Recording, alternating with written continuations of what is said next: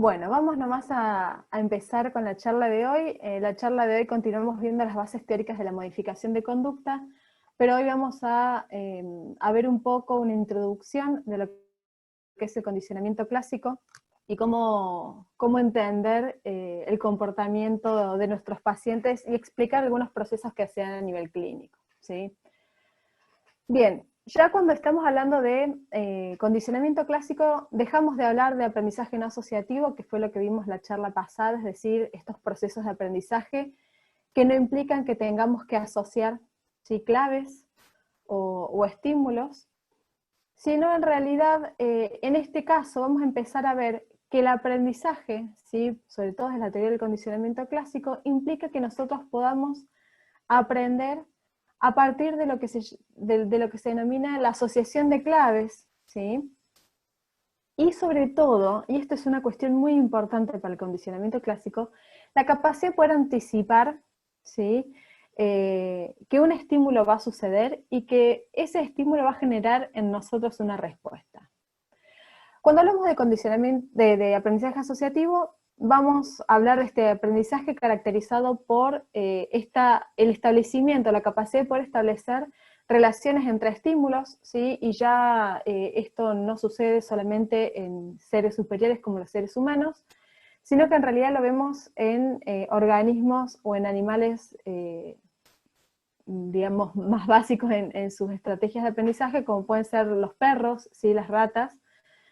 Pero el aprendizaje humano es un elemento esencial a la hora de poder comprender un poco cómo explicar algunos acontecimientos y comportamientos de la vida diaria y a nivel también clínico y psicopatológicos, ¿sí? El mecanismo más sencillo que tenemos para entender el aprendizaje de tipo asociativo es el condicionamiento clásico, y si tenemos que hacer una revisión de las dos personas o psicólogos más influyentes, en realidad un psicólogo y un fisiólogo, que han influido y que han sido los creadores de lo que es el pensamiento del asociacionismo, específicamente del condicionamiento clásico. Por un lado, en Rusia, Pavlov, ¿sí? Y Pavlov eh, fue discípulo de Bekhterev, que fue el primer fisiólogo ruso que empezó a estudiar lo que eran los reflejos, ¿sí?, las respuestas reflejas en los organismos. Y Pavlov descubrió lo que fue el condicionamiento clásico de una manera bastante accidental. No fue adrede, no esperaba encontrar cómo aprendemos, sino en realidad esperaba estudiar el reflejo de salivación. Y acá en el continente americano estuvo en Estados Unidos John Watson, que fue el precursor americano de lo que es el condicionamiento clásico. Ahora, el condicionamiento clásico, ¿qué nos referimos cuando hablamos de condicionamiento clásico? Básicamente, a partir, digamos, de esta asociación que hacemos, ¿sí?, entre dos señales, y estas dos señales tienen características específicas. Por un lado tenemos lo que llamamos el famoso estímulo incondicionado, ¿sí?, que es una señal ya sea proveniente del contexto externo, ¿sí?, como digamos, nuestro propio cuerpo, el propio organismo de la propia persona, que genera una respuesta, ¿sí?, innata, ¿sí?, o previamente aprendida, ¿sí? Es decir, que es un estímulo que genera una respuesta de manera refleja, como lo llamó inicialmente Pavlov, y que no hace falta pensarla mucho, ¿sí? Es esto relacionado a lo que fue el reflejo en su momento. Y luego tenemos un estímulo condicionado, que inicialmente es un estímulo de características neutras, que es una señal nueva que por sí sola no genera una respuesta en la persona o en el organismo. ¿Y qué sucede? A partir de estas dos señales, este estímulo incondicionado y este estímulo condicionado, lo que hacen es aparearse, es decir, asociarse, y esta asociación, es decir, esta presentación contigua, no en el mismo momento, sino ya vamos a ver de qué características tiene que tener esta presentación para que sea efectivo el aprendizaje, ¿sí? Esta presentación contigua lo que hace es que este estímulo condicionado, esto que inicialmente era una señal neutra y nueva, empieza a generar una respuesta similar a la generada por el estímulo incondicionado. Por ejemplo, nosotros durante toda nuestra vida hemos aprendido de esta forma, ¿sí? Acá tenemos en estos iconos que están acá a nuestra derecha, podemos ver uno de los aprendizajes clásicos más prototípicos que hemos hecho durante nuestra niñez, que era, por ejemplo, ¿sí? Aprender a salir ante el timbre del recreo, ¿sí? Esta primer señal, este timbre, ¿sí? La primera vez que fuimos a la escuela no tenía mucho sentido para nosotros más que un ruido, ¿sí? Pero asociado a la instrucción de la maestra o de la senio, como la solemos llamar, asociado a esa instrucción, salíamos, ¿sí? Al recreo, y era una señal que nosotros teníamos para anticipar que se venía un momento de ocio, de juego, de recreación. Y esas dos señales combinadas de manera repetida, es decir, sonaba el timbre y la maestra decía al recreo, chicos, empezó a generar la respuesta de salir del aula, ¿sí? Ya de una manera aprendida. Después de las repetidas asociaciones, ya con solo hecho de sonar el timbre salíamos despavoridos corriendo al recreo, y no hacía falta que esté la instrucción previa. Es decir, que este estímulo condicionado, en este caso la campana del timbre o el timbre de la escuela, es capaz de generar esta respuesta sin necesidad de siempre asociarlo al estímulo incondicionado o lo que era esta instrucción inicial de la maestra. Cuando decimos que el estímulo condicionado es capaz de generar una respuesta similar a la respuesta incondicionada, es que si bien en el tipo de respuesta es la misma, la magnitud siempre de la respuesta condicionada es menor a la de la respuesta incondicionada, ¿sí? Así que en este caso, un ejemplo de condicionamiento clásico básico sería lo que hemos aprendido a hacer con el timbre de la escuela. Pero ahora vamos al experimento clásico de la psicología, que fue el que hizo Pavlov, que de nuevo fue, digamos, un descubrimiento accidental el que tuvo, estudiando el reflejo de salivación. Lo que vemos acá en esta diapositiva es básicamente un esquema de lo que fue ese experimento, ¿sí? Cuando hablamos de un estímulo incondicionado, ¿sí? Por ejemplo, en el caso de este experimento de salivación condicionada, este estímulo incondicionado, en el caso del perro, ¿sí? Sería la comida. Es decir, que la comida genera un reflejo, una respuesta incondicionada de salivación, sin necesidad de que le enseñemos al perro a salivar frente a la comida, ¿sí? Es un reflejo, es algo innato, que viene de manera instintiva, cargado en la genética del organismo, ¿sí? Ahora, si nosotros, ¿sí? Asociamos, acá tenemos en la imagen de este estímulo neutro, un estímulo neutro que en este caso va a ser el sonido de un silbato, ¿sí? No hay una respuesta de salivación, ¿sí? Pero si nosotros aprendemos a asociar que tocamos el timbre y presentamos la comida, y el perro va a salivar inicialmente no al timbre, no al silbato, sino a la comida, luego de repetidas asociaciones entre estos dos estímulos, es capaz que ese silbato genere la respuesta condicionada de salivación después de repetidas asociaciones, ¿sí? Es decir, que con este paradigma de condicionamiento clásico, básico, común y corriente, ¿sí?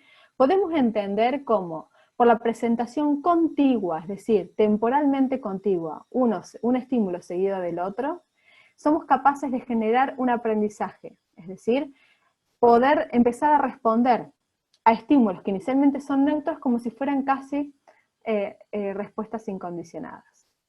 Este ejemplo, digamos, del experimento de Pavlov es el ejemplo más clásico que tenemos en lo que es condicionamiento clásico en la psicología, y podemos verlo inclusive, si se animan, lo podemos ver en un juego, sí que existe, para poder entender cómo es la respuesta de condicionamiento clásico, y podemos en vivo, ¿sí? Hacer el entrenamiento de un perro, ¿sí? Si después quieren chequear acá en la página web, después pueden ustedes entrar y hacerlo, a ver si sale. Todo esto falla, cuando uno está en vivo, todo esto falla. Uno puede hacerlo directamente entrando acá en la página del Nobel Prize, es decir, del premio Nobel, y dentro de esta sección, no se me pide el flash, bien. Bueno, obviamente iba a fallar, lo ensayé previamente, pero ahora no sale. Bueno. Si quieren intentarlo ustedes, mejor. Entran en esa página de Nobel Prize y van a tener una sección de juegos educacionales, y hay sobre distintos temas, ¿sí? Y dentro de eso tienen la posibilidad de hacer el condicionamiento de un perro, ¿sí? a partir de distintos estímulos neutros, ¿sí? Presentándolos en conjunto con el alimento, pueden hacer que el perro salive frente al sonido, por ejemplo, de una bocina, ¿sí? De una campana, un tambor, etc. ¿Sí? Quería hacerlo en vivo, pero evidentemente esto no va a salir. Pero bueno, si quieren intentarlo está muy bueno, y incluso uno puede ensayar hasta tener una respuesta de condicionamiento aversivo. Seguimos adelante. Dentro del condicionamiento clásico es muy importante que distingamos que tenemos dos tipos básicos, un condicionamiento clásico excitatorio, ¿sí? Y un condicionamiento clásico inhibitorio. Ahora, se trate de uno o de otro, ¿sí? Es importante que pensemos que cuando vamos a diseñar, ¿sí? Una instancia de aprendizaje, es muy importante también, si vamos a diseñar un ensayo de condicionamiento donde queremos enseñarle a una persona, ¿sí? A responder frente a un tipo de estímulo, ¿sí? En un determinado contexto, es muy importante tener en cuenta algunas consideraciones a la hora de poder hacer que el aprendizaje sea efectivo, ¿sí? La eficacia de un condicionamiento clásico va a depender de varios factores. Uno es la relación temporal, ¿sí? Que ya vamos a ir viendo estos factores de a poco, ¿sí? Y por otro lado, algunas características que tienen que ver con la novedad del estímulo, ¿sí? Cuán nuevo es o cuán familiar, la intensidad de los estímulos, si son estímulos intensos, si son estímulos salientes, es decir, que se pueden discriminar por parte del entorno general. Pero avanzando un poco, ¿sí? Y acá ya quiero entrar en ejemplos un poco más asociados a la psicología y sobre todo por ahí a comportamientos psicopatológicos de nuestros pacientes, que tiene que ver cómo pensamos el condicionamiento clásico excitatorio, ¿sí? Por ejemplo, en este caso, en una fobia condicionada, ¿sí? Es muy común, no es el único proceso mediante el cual uno puede adquirir una fobia, ¿sí? Pero es muy común que una fobia esté instaurada a partir de un ensayo de condicionamiento clásico excitatorio. No hace falta repetidas exposiciones, generalmente por el valor biológico que tiene desarrollar una respuesta de protección para buscar la supervivencia del organismo, es decir, de la propia vida. Con un solo ensayo de condicionamiento es suficiente, no hace falta aparearlo con muchos ensayos u oportunidades de aprendizaje. En el condicionamiento clásico excitatorio ocurre lo que hemos descrito en el caso del perro de Pavlov, sí, en el caso del timbre de colegio, pero vamos a pensarlo un poco en lo que es, por ejemplo, una fobia condicionada, y en este caso hablamos de la fobia, por ejemplo, a los perros, ¿sí? En este caso, ¿cuál sería un estímulo incondicionado? Por ejemplo, una mordida, ¿sí? La mordida de un perro, ¿sí? Puede generarnos una respuesta de temor, ¿sí? No hace falta que aprendamos a tener miedo si el perro nos ataca y nos muerde, ¿sí? Eso es una respuesta instintiva, innata, no hace falta que aprendamos ante ella. Ahora, ese estímulo, esa mordida, ¿sí? Se asocia generalmente en las fobias condicionadas con algún aspecto relacionado a esa fuente estimular, es decir, en este caso el perro, que puede ser la apariencia general de un perro. Por más que parezca el perro súper inofensivo, simpático y demás, es capaz de que solamente el hecho de ver un perro, ¿sí? Sea cual fuera la raza, ya genera la respuesta de miedo. Es decir, que la imagen del perro, ¿sí? Sus características se han asociado con la respuesta de miedo, generando una nueva respuesta condicionada.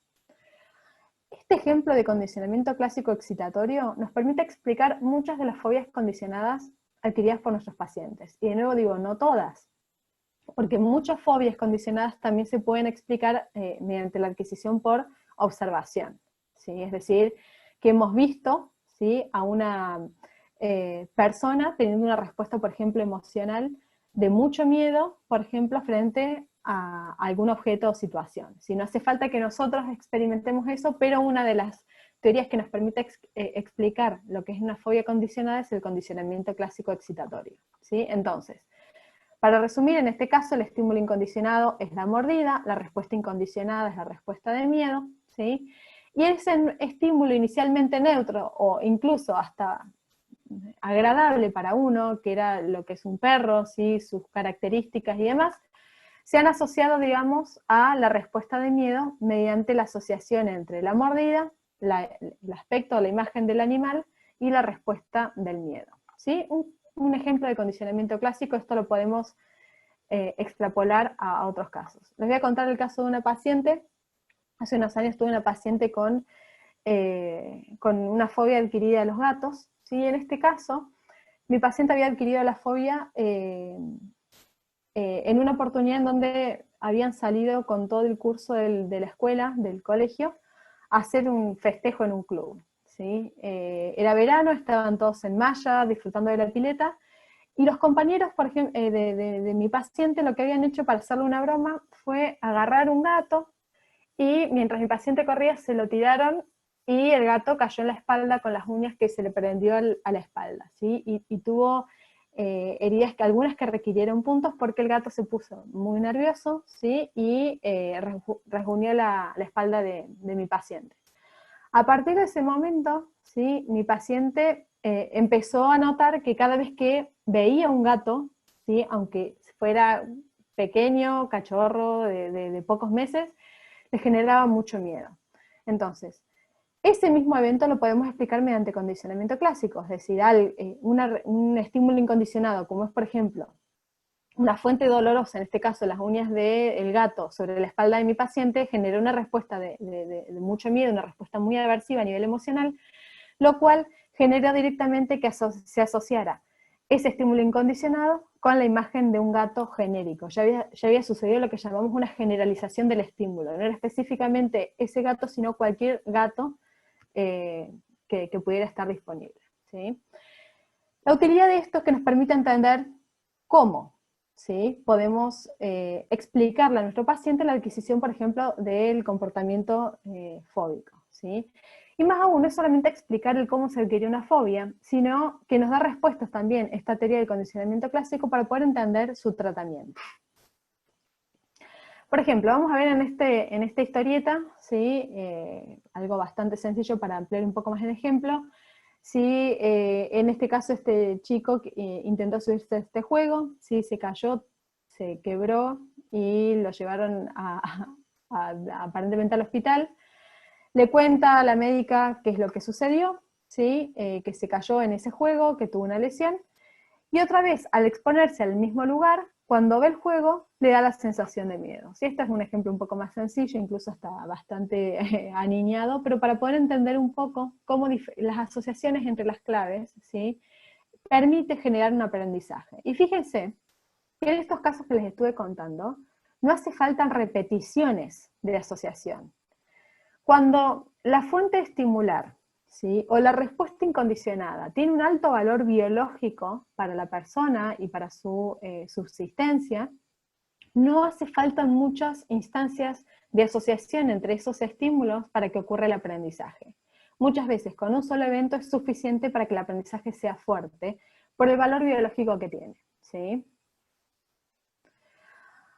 Ahora, cuando nosotros hablamos de un experimento de condicionamiento clásico, y esto por qué se los digo, no es que vamos a ponernos a experimentar ni con ratas, ni con perros, ni con personas, pero sí es importante entender la nomenclatura porque también nos va a entender un poco en cómo tenemos que aplicar las técnicas de intervención.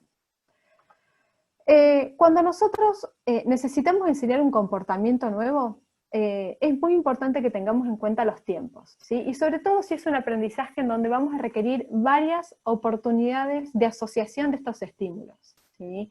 En este caso, ¿sí? Cuando nosotros queremos enseñar un comportamiento nuevo, ¿sí? Por ejemplo, responder a una persona ante un estímulo, como por ejemplo lo que vimos inicialmente en el timbre para salir al recreo, por ahí requiere varios ensayos, ¿sí? De condicionamiento o varias oportunidades de aprendizaje para asociar esas claves para generar la respuesta de salir al recreo, ¿sí? Pero acá hay algo que es importante. El intervalo de tiempo que ocurre entre el final de la oportunidad del evento de aprendizaje anterior y el presente es muy importante. Mientras más tiempo hay entre esos momentos de aprendizaje, más débil es el aprendizaje. Es decir, que mientras más tiempo demoramos en enseñar a nuestro paciente, por ejemplo, ¿sí?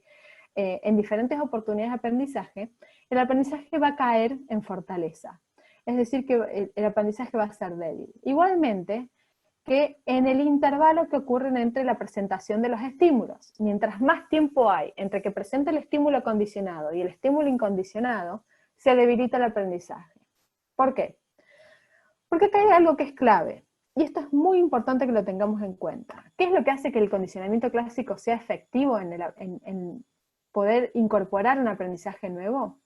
Es en la capacidad predictiva que tiene el estímulo condicionado. Si nosotros presentamos el estímulo condicionado, ¿sí? Es decir, el timbre del recreo, ¿sí? Por ejemplo, esa señal nos va a anticipar, nos va a permitir a nosotros anticipar que se va a venir algo apetitivo en este caso, que es salir a jugar, ¿sí?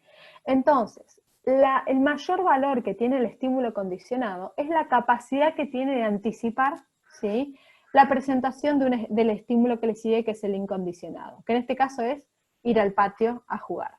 ¿Se entiende?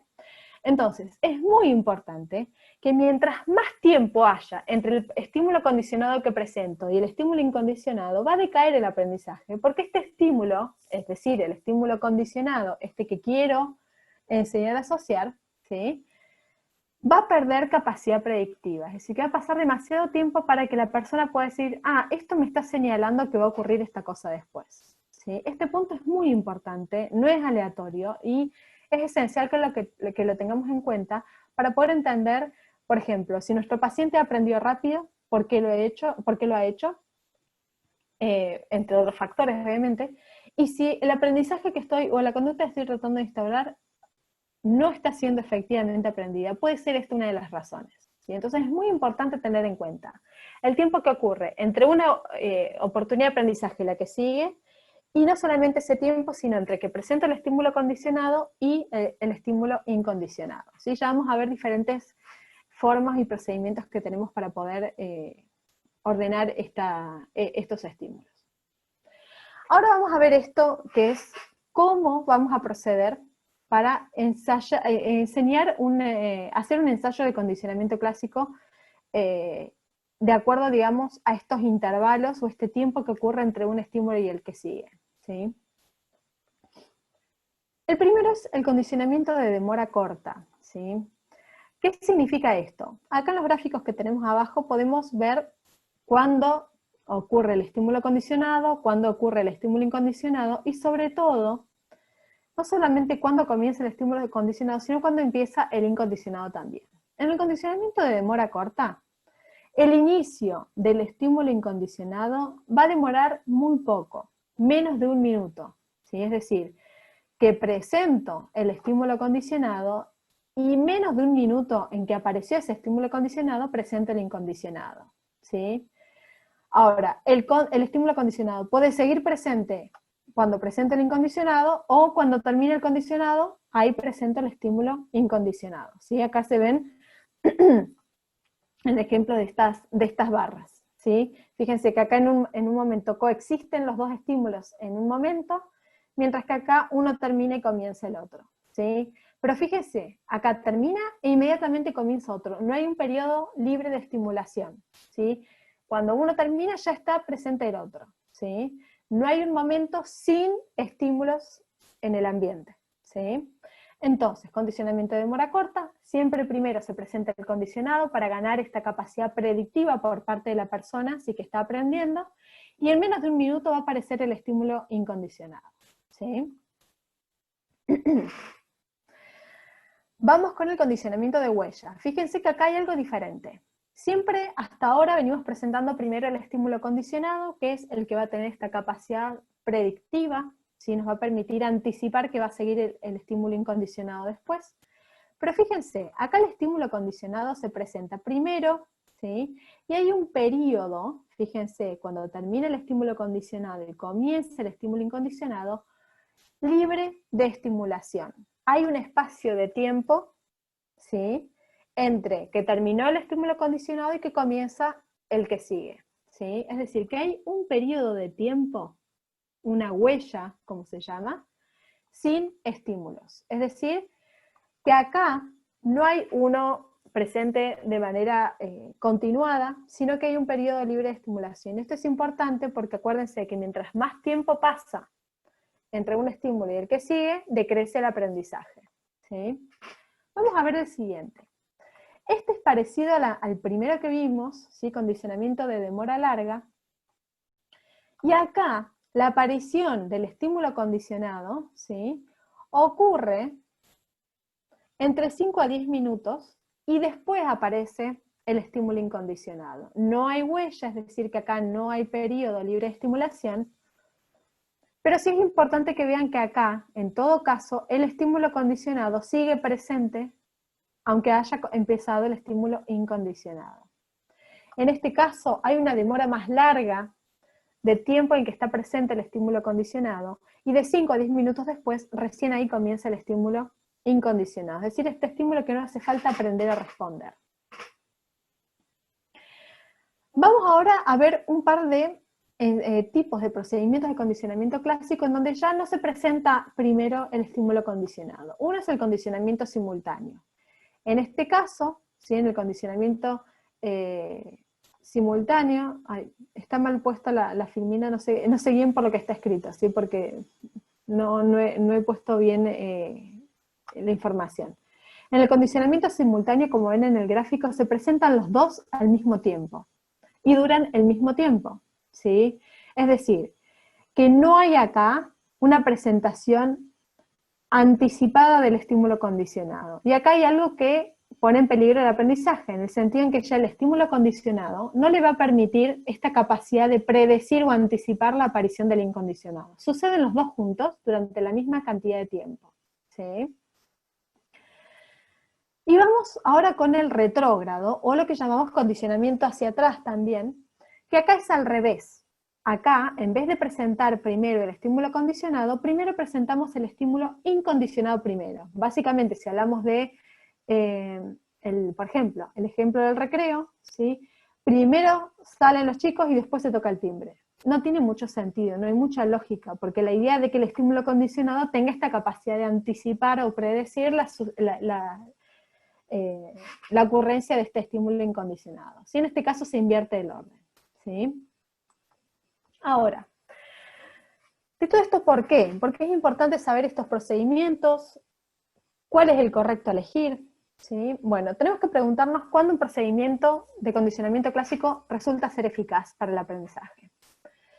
Primero, las investigaciones dicen que cuando hacemos o utilizamos el procedimiento de condicionamiento simultáneo, hay muy poco aprendizaje. Inclusive hay veces que no ocurre aprendizaje porque el estímulo condicionado ya pierde esta capacidad para anticipar la sucesión o la ocurrencia, ¿sí?, de este estímulo incondicionado.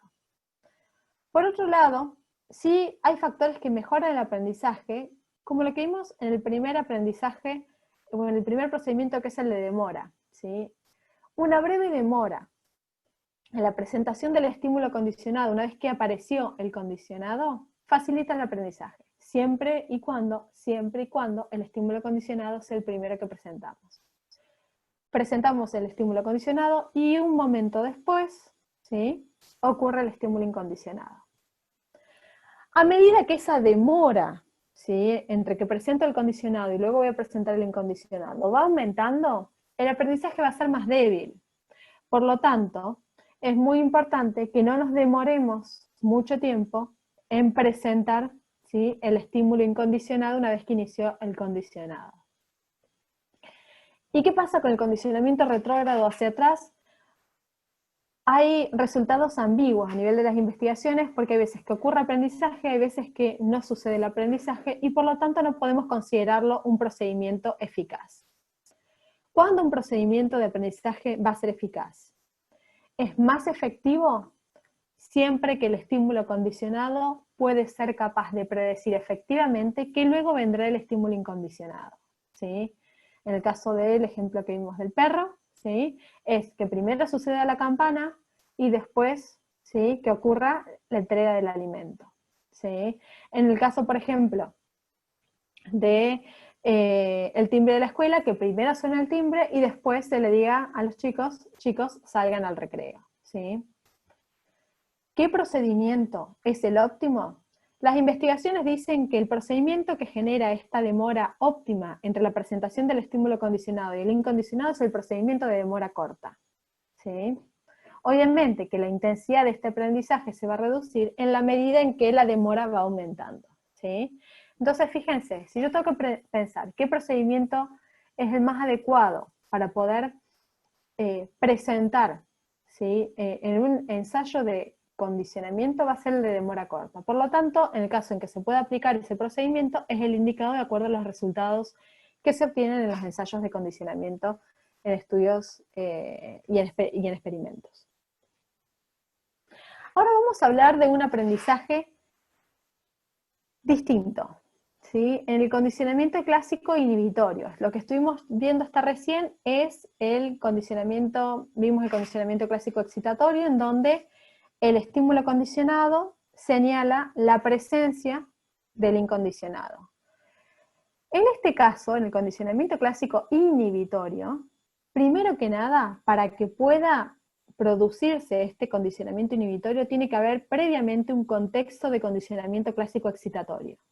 ¿Sí? ¿Por qué? Ya lo vamos a entender bien. En este tipo de condicionamiento, ¿qué aprenden a hacer las personas y los organismos? Es a predecir que el estímulo incondicionado no va a suceder. ¿Sí? Es decir, que el estímulo condicionado inhibitorio predice la ausencia de un estímulo aversivo. Esto lo tenemos en el caso, por ejemplo, del semáforo. ¿Sí? Nosotros con la luz verde, ¿qué anticipamos? Que no van a pasar autos, por lo tanto es seguro. ¿Sí? Pero ¿qué necesitamos? Un contexto excitatorio previo, es decir, una luz del otro color opuesto que nos indique que no es momento de cruzar. ¿Se entiende? En este punto, el condicionamiento clásico inhibitorio va a señalar la no ocurrencia, ¿sí?, del estímulo incondicionado. Por ejemplo, ¿sí?, acá en este caso, si volvemos al ejemplo de la fobia, ¿sí?, en este caso, un condicionamiento clásico inhibitorio que puede ocurrir, por ejemplo, en el caso de esta fobia de tiria a los perros, es que si el perro está detrás de una reja de una casa, ¿sí?, lo cual predice que no me va a morder, va a haber una respuesta, ¿sí?, de neutralidad o de tranquilidad. Es decir, que en este caso, el estímulo condicionado inhibitorio, lo que está señalando es que no va a ocurrir ese estímulo incondicionado que habíamos visto en el ejemplo anterior, que era la mordida del perro, por lo tanto la respuesta condicionada no va a ocurrir. En este caso la respuesta condicionada era la respuesta de miedo. Pero es muy importante recordar esto. Solo ocurre el condicionamiento clásico inhibitorio si hay un contexto excitatorio que lo posibilite. ¿Sí? ¿Cuál es el procedimiento estándar del condicionamiento clásico inhibitorio? ¿Sí? Siempre, ¿sí?, va a haber un ejemplo, una base previa de excitatorio. Fíjense acá, presentamos el estímulo condicionado excitatorio, luego el estímulo incondicionado, para que después de repetidas asociaciones, o no, dependiendo del valor biológico del aprendizaje, pueda generar una respuesta condicionada. Luego de que ya el estímulo condicionado excitatorio, ¿sí?, ha sido condicionado, ¿sí?, es decir, aprendido a responder a partir de ese ensayo previo, se va a presentar junto al estímulo condicionado inhibitorio y no se va a presentar el estímulo incondicionado. Por lo tanto, en este caso, el estímulo condicionado inhibitorio lo que va a señalar es que el estímulo incondicionado no es probable que aparezca, es decir, que no va a aparecer. En este caso, viendo el ejemplo de Pavlov, vemos que el contexto excitatorio previo, ¿sí?, es el del condicionamiento excitatorio. Asociamos el sonido de la campana con el alimento, después de repetidas asociaciones, el perro es capaz de salivar frente al sonido de la campana. En el condicionamiento inhibitorio, lo que hacemos es asociar, ¿sí?, ese estímulo condicionado inhibitorio con el sonido de la campana, es decir, con ese contexto excitatorio previo, pero no vamos a presentar la comida. Por lo tanto, el perro no va a salivar frente al sonido de la luz. ¿Sí? Es decir, que este estímulo condicionado se transforma en un estímulo condicionado inhibitorio. Ahora, una vez vistos la capacidad que tenemos nosotros de generar un condicionamiento clásico excitatorio y un condicionamiento clásico inhibitorio, tenemos que ver cuáles son los factores que van a afectar al aprendizaje, es decir, al poder adquirir estas respuestas condicionadas. Uno de estos factores es la novedad del estímulo. Los estímulos nuevos, novedosos, o como llamamos técnicamente noveles, ¿sí?, generan respuestas más intensas, respuestas condicionadas más intensas. Es decir, que los estímulos que se consideran familiares, ¿sí?, habitualmente que están presentes en el contexto de la persona o del animal, no suelen generar aprendizajes tan fuertes o reacciones tan intensas, ¿sí? Y esto sucede a partir de lo que se llama el efecto de preexposición al estímulo condicionado. Es decir, que si nosotros familiarizamos a la persona previamente, ¿sí?, con el sonido, con ese estímulo que vamos a condicionar, el aprendizaje no va a ser tan fuerte y se va a reducir el aprendizaje posterior. Un ejemplo: si nosotros, por ejemplo, antes de que fuéramos a la escuela, nuestros padres nos hubieran tocado el timbre en nuestra casa innumerable cantidad de veces durante el día, el efecto de ese timbre no hubiera tenido el mismo efecto, ¿sí?, en el posterior aprendizaje en la escuela. Es decir, que va a ser un estímulo familiar que no vamos a responder porque se presenta en cualquier momento y no señala absolutamente nada, ¿sí? Mientras que si el estímulo se mantiene nuevo, novel, es decir, es algo diferente al contexto habitual nuestro, va a generar aprendizajes más fuertes. Por otro lado, la intensidad de los estímulos que utilicemos también es importante. Las respuestas condicionadas son más intensas, ¿sí?, cuando el estímulo condicionado y el estímulo incondicionado son estímulos intensos, ¿sí? En este caso hay una relación de proporción directa. Mientras más intensos los estímulos, las respuestas condicionadas van a ser más intensas. No es lo mismo tener miedo al ladrido de un perro, ¿sí?, generar una respuesta de miedo condicionado, el miedo no va a ser tan intenso ante el ladrido de un perro, como ante la mordida o el ataque de un perro. Es decir, que la intensidad del estímulo, si cambia, va a cambiar la respuesta condicionada. Otro factor es la saliencia del estímulo, ¿sí? ¿Qué es la saliencia? Esto es otro concepto técnico que se utiliza en el área del aprendizaje, en realidad en el área del condicionamiento en general, y hace referencia a cuán perceptible y saliente, es decir, relevante y no me va a salir la palabra justo ahora, pero cuán perceptible es ese estímulo en el ambiente, ¿sí?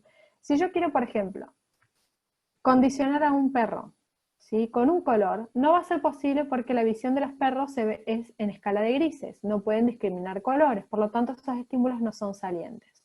Puedo utilizar luces, puedo utilizar sonidos, ¿sí? Vamos de vuelta al ejemplo del timbre en el recreo, ¿sí? Si el timbre en el recreo es solamente un sonido de baja frecuencia, ¿sí?, y el volumen de ese timbre es bajo, no va a ser claramente perceptible del entorno ruidoso del colegio. Por lo tanto, la respuesta va a ser más débil, ¿sí? Igualmente que en el caso, digamos, por ejemplo, de la fobia condicionada, no va a ser lo mismo un perro del tamaño de un Rottweiler, por ejemplo, al del perro de un Chihuahua, ¿sí? Si inicialmente no tengo miedo a ningún perro, obviamente genera respuestas más intensas un perro mucho más grande, más saliente y con características más perceptibles que algo que no sobresale tanto del ambiente. Por otro lado es la relevancia de los estímulos, ¿sí? Generalmente, mientras más relevante sea el estímulo condicionado con respecto al incondicionado, el aprendizaje es más fuerte. Fíjense en el caso de la fobia, como vimos en la fobia condicionada, el aspecto del perro, la imagen del perro, las características de lo que es la especie perro, ya genera, por ejemplo, después de un ensayo de condicionamiento, la respuesta de la fobia condicionada, es decir, ese miedo adquirido por la asociación con la mordida, por ejemplo, ¿sí? El aspecto del perro es absolutamente relevante con la mordida, porque es parte de la misma fuente estimular, es decir, del mismo organismo. Mientras que si yo quiero asociar, por ejemplo, la mordida del perro con el sonido de una bocina, es menos relevante, por lo tanto, el aprendizaje frente a la respuesta condicionada de miedo frente a la bocina va a ser mucho más débil que ante el aspecto de un perro. Mientras más relevancia haya entre los estímulos, más fuerte es el aprendizaje, ¿sí? Y vamos a este que es muy importante, que es la fuerza biológica. Y esto es muy importante considerar que para que el aprendizaje sea fuerte, Eh, el estímulo que más fuerza biológica tenga tiene que ser el estímulo incondicionado, ¿sí? Es decir, que si yo quiero usar como estímulo condicionado, por ejemplo, un estímulo de mayor fuerza biológica, que por ejemplo en el caso de Homero es la comida, no va a funcionar como estímulo condicionado, ¿sí? Es decir, que el estímulo condicionado siempre tiene que tener una menor fuerza biológica que el incondicionado para que el aprendizaje sea efectivo. Si no, puede ocurrir que termine sucediendo esto del aprendizaje retrógrado, termina funcionando como estímulo incondicionado, el que yo creo o quería condicionar o utilizar como estímulo condicionado. Por lo tanto, la fuerza biológica del estímulo incondicionado para poder generar un aprendizaje fuerte tiene que ser mayor que la del estímulo condicionado, ese nuevo que va a adquirir la respuesta condicionada. Ahora vamos a un concepto, este es esencial y ya con esto vamos finalizando, que es el contracondicionamiento. El contracondicionamiento lo que nos va a hacer es, nos va a dar el fundamento de muchas de las técnicas terapéuticas que utilizamos para poder trabajar, por ejemplo, con las respuestas de las fobias, ¿sí? O las respuestas, por ejemplo, de la ansiedad. En el caso del contracondicionamiento, lo que vamos a hacer es que el estímulo condicionado que vamos a condicionar, ¿sí?, genera una respuesta opuesta a la generada por el incondicionado, ¿sí? Por ejemplo, si nosotros tenemos que como estímulo incondicionado es el trabajo, un ambiente de trabajo tenso, por ejemplo, y genera estrés o ansiedad o angustia en mi paciente, ¿sí?, yo puedo utilizar un nuevo estímulo condicionado, como por ejemplo es entrenar una técnica de relajación, que luego asociado al ámbito laboral me puede generar una respuesta de tranquilidad, de calma o por lo menos neutral. Es decir, que en el caso del contracondicionamiento, el estímulo condicionado va a generar una respuesta opuesta a la generada por el estímulo incondicionado. En el caso de las técnicas de relajación, tienen el fundamento en el contracondicionamiento. Si nosotros les pedimos a nuestros pacientes que apliquen la relajación, por ejemplo, en presencia del perro, ¿sí?, el que me genera la respuesta de fobia, puede hacer que ese estímulo nuevo, ¿sí?, genere un cambio en la respuesta en una dirección opuesta. Este es el fundamento principal y es el elemento esencial que a nosotros nos sirve en la clínica. En el caso del contracondicionamiento nos va a permitir generar una respuesta opuesta a la generada por el estímulo incondicionado. Ahora, otro elemento que es importante también pensar es que los aprendizajes también pueden caer o dejar, digamos, de funcionar por condicionamiento clásico a partir de la extinción. ¿Qué es la extinción? Es básicamente cuando se pierde la capacidad de responder, porque ya durante mucho tiempo no se ha presentado el estímulo condicionado en combinación o asociado al estímulo incondicionado. Es decir, que estos dos estímulos, ¿sí?, no se presentan más juntos después de un largo periodo de tiempo. Por lo tanto, por ejemplo, si yo inicialmente entrené a mi paciente en que use la relajación, ¿sí?, en su ámbito de trabajo para poder regular su estado emocional, y ya después la respuesta cambia porque mi paciente ya aprendió a asociar el ambiente de trabajo con estar calmo y tranquilo, y nunca más después de mucho tiempo usa la técnica de relajación, puede ser que la respuesta de tensión vuelva, porque cada tanto hay que seguir asociando el estímulo condicionado con el incondicionado para no perder la capacidad de responder. En estos casos, cuando se debilita la respuesta por esta falta de asociación entre el estímulo condicionado y el incondicionado, hablamos de que hay extinción. ¿Qué pasa con la extinción? ¿Podríamos utilizar la extinción a nivel clínico? Sí, el tema es que es muy lento. Demoramos mucho en extinguir una conducta. Entonces, contamos por ejemplo, con procedimientos como el contracondicionamiento para poder generar un cambio en la capacidad de responder a partir de la presentación de un estímulo condicionado, ¿sí? Por ejemplo, supongamos, ¿sí?, que en el caso de lo que es el contracondicionamiento, vemos que el sonido de una campana genera una respuesta de miedo en un perro, ¿sí? Pero a la vez sabemos que el alimento genera una respuesta de agradabilidad o es un estímulo apetitivo o agradable para nuestro perro, ¿sí? Durante el ensayo de contracondicionamiento, ¿sí? Fíjense que inicialmente la campana genera una respuesta de miedo. Si yo asocio el sonido de la campana con el alimento, es decir, algo que genere una respuesta, digamos, de alegría, de agradabilidad, voy a terminar, después de repetidas asociaciones, que el sonido de la campana genere una respuesta opuesta a la generada inicialmente. El contracondicionamiento es uno de los recursos clínicos más importantes que tenemos en la clínica. Es muy importante que no solamente nosotros entendamos por qué funcionan las técnicas de relajación, por ejemplo, en este caso, sino que también nuestro paciente lo haga. Muchas veces, el aprender estas cosas y nosotros tengamos en cuenta por qué aprendemos, por qué hemos instaurado una respuesta, por qué generamos esta respuesta de miedo, esta respuesta, por ejemplo, de angustia, ¿sí? Ante qué estímulo, nos va a permitir no solamente entenderlo nosotros como terapeutas, sino que lo entienda nuestro paciente. Y más aún, que el paciente, al conocer eso, también conozca los fundamentos de por qué las técnicas que creemos que van a funcionar, lo terminan haciendo. Cuando nosotros le damos información psicoeducativa a nuestros pacientes, ¿sí? De por qué vamos a intervenir, utilizando esas estrategias de intervención, los pacientes adhieren mucho más a las intervenciones que proponemos para el logro de los objetivos terapéuticos.